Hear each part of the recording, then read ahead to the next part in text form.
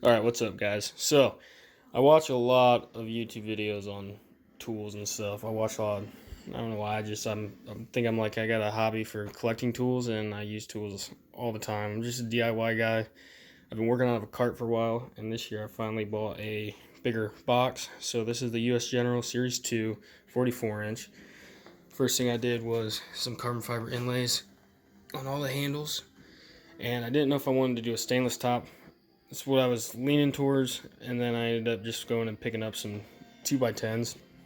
And there's 3 2x10s across here. Sanded them all down, stained them, and then put a whole bunch of polyurethane on them. Got a wireless phone charger, my battery chargers, old Snap-on 1/4-inch set from the 70s.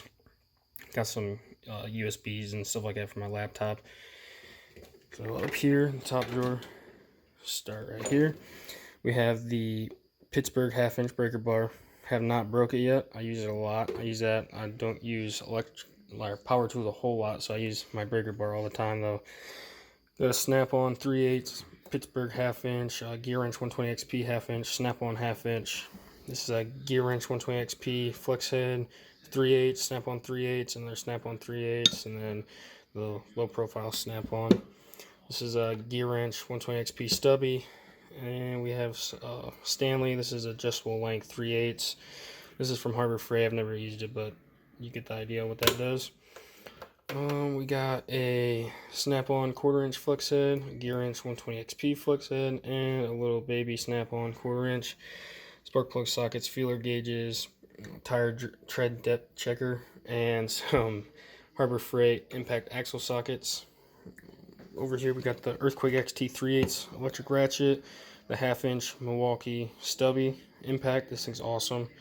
Got some gear wrench impact swivels, and then down here we have some Harbor Freight crow's feet as well as some Harbor Freight Allen sockets. Got the gear wrench 1/4-inch mid-length sockets, the 3/8 from gear wrench swivel sockets, and then some 3/8 gear wrench mid-length sockets. Up here, these are all metric 3/8 shallows and deeps, and then 3/8 Snap-on. These are the low profile sockets.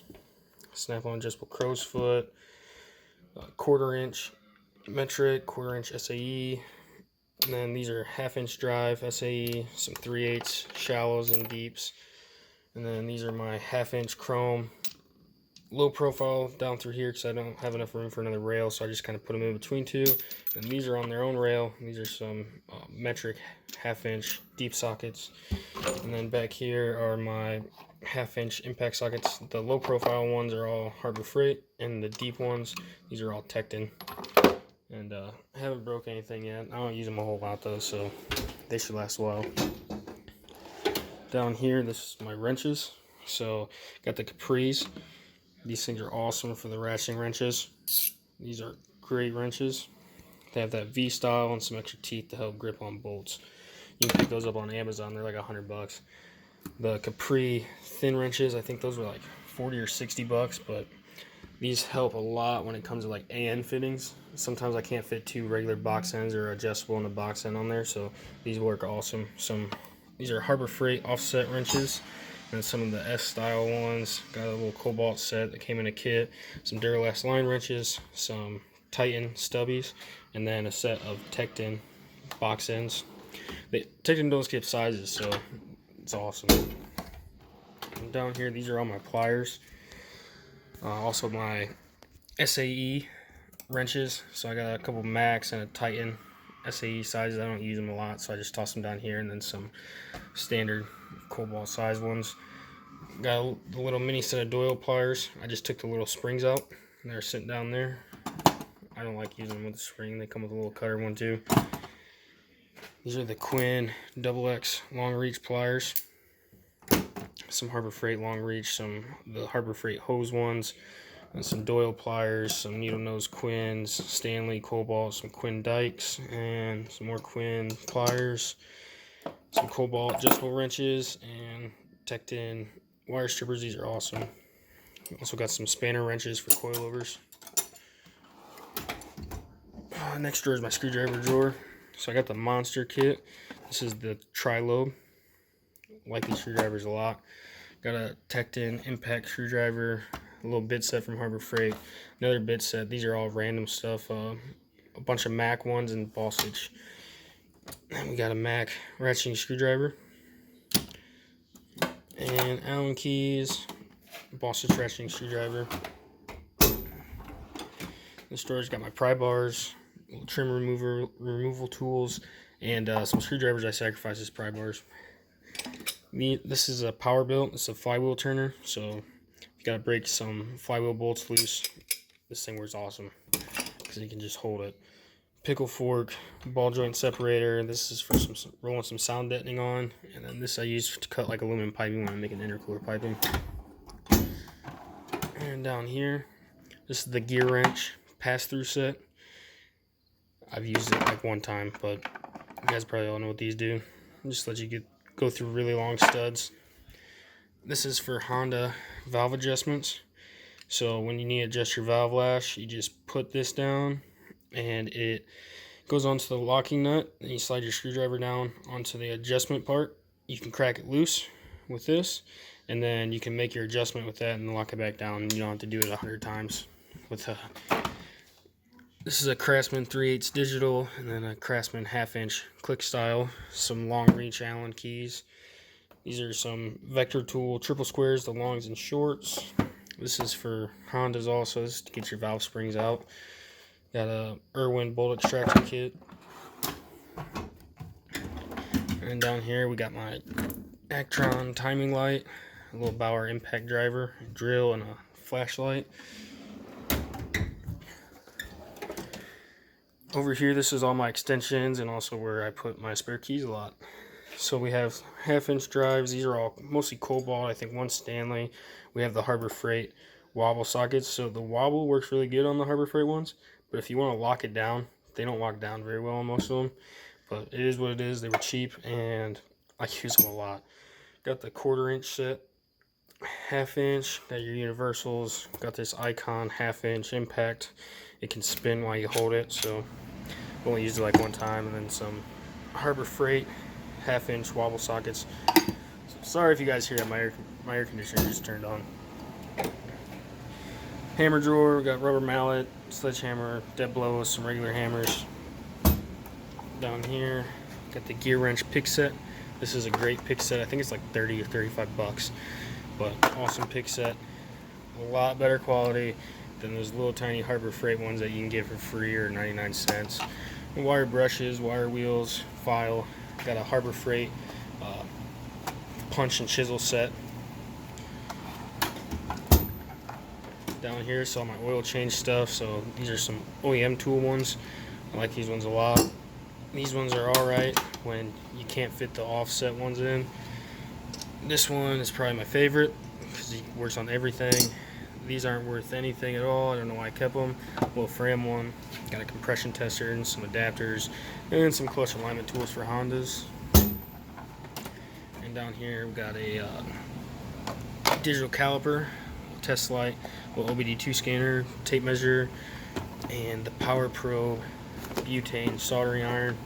This thing is worth every penny. It's an awesome soldering iron.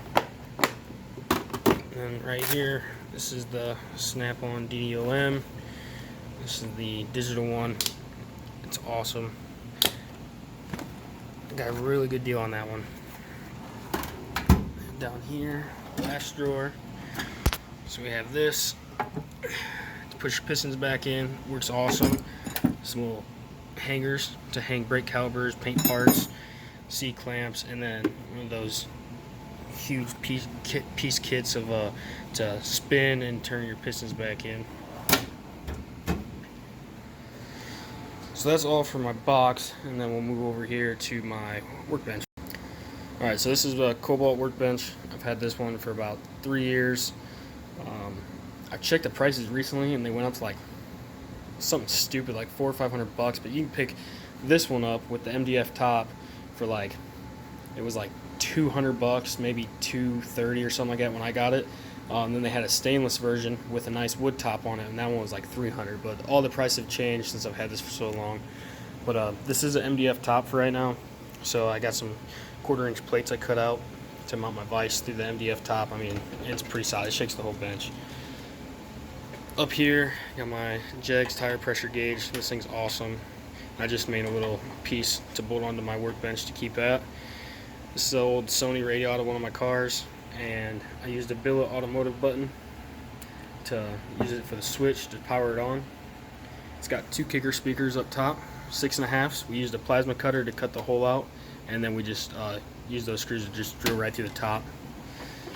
Used the old computer power supply, and then that powers the radio as well as this little amp, and that amp runs the 2 6.5s, and then it also, that power supply also powers this, and this amp runs, there's a kicker 10 back there, and then another kicker 10 over here on this side. I got my flashlights. This is from Harbor Freight. This is a Braun, or however you pronounce it, but it's got like 3 different settings and a forward one. It flexes all the way around. Runs on an 18650 battery, so the same as all my buddies' vapes. So if I ever need it, I can just steal from their vape or use their charger, but it also can charge USB. It's got a magnetic base. This is, can't remember the brand. This is from Walmart. They have the same ones at Harbor Freight and Quantum now. This is a great flashlight too. Some magnet pickup tools, some snap-on flashlights, a whole bunch of random cheap flashlights, and yeah, this is where I keep most of my drill bits and hole saws, stuff like that. Over here, this is just kind of a whole bunch of extra stuff I don't ever use anymore, so just toss it over here for now. I'm not sure what I'm gonna do with it, all of it. Over here we got safety glasses, heat gun, a bunch of heat shrink, terminals, grommets for when you drill holes through firewalls and you gotta run wires, O-rings, some battery chargers and Loctite. Down here we got my Dremel and a whole bunch of Dremel attachments. We got a helicoil kit for bell housing bolts, Harbor Freight riveter, that thing's awesome, cheap sawzall blades, another drill bit set. And down there I just keep extra oil for one of my cars. I got my 4.5-inch grinder and all that stuff. Over here, this is my little cart. I keep all my magnetic trays on here and pretty much everything for one of my side projects I'm doing. Down here we got my skill saw, circular saw, got an orbital sander and a brad nailer, a bunch of stains and stuff like that, but air compressor, and these are the flags I've been making. Over here we got my 10-inch sliding miter saw and my Harbor Freight cherry picker. It's worth every penny. And then over here got my, I don't think they make this one anymore. I think you can only get it in the Daytona version now, but this is the Pittsburgh 2 tons, the low profile, long reach, and high lift, I guess they say, but great jack, Duralast jack stands, and I don't know, that's probably pretty much about all. But yeah, so if you like, guys, leave me a comment. I can always make another video, go into more detail about stuff, or maybe I can make one later. I'm planning on getting the side drawers for this. Probably not going to get the locker or anything, but would like to get the side drawers for it. But if I do, I'm going to make an update for you guys. So I'll catch you all later.